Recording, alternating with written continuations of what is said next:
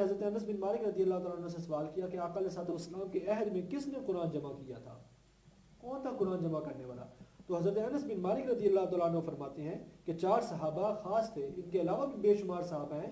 خلفائے راشدین بھی حافظ تھے، عشرہ مبشرہ حافظ تھے، بے شمار صحابہ نے قرآن لکھا تھا، حفظ کیا تھا، لیکن 4 صحابہ خاص تھے۔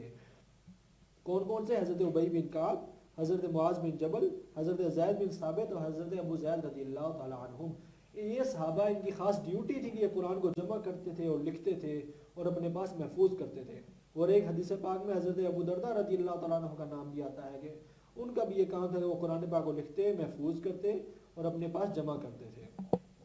اور آقا علیہ السلام کے قرہ صحابہ کے اندر جو قرآن کا علم جانتے تھے، قرآن کو حفظ کیا ہوا تھا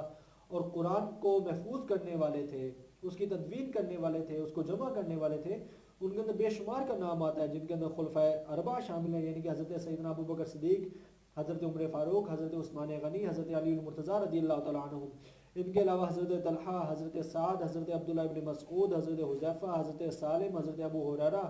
حضرت عبداللہ بن صائب، حضرت عبداللہ بن عباس، یہ بے شمار صحابہ ہیں جن کے جو آقا علیہ السلام کے دور میں قرآن کی تدوین بھی کرتے تھے، اس کو جمع کرتے تھے، اس کو اپنے پاس محفوظ رکھتے تھے۔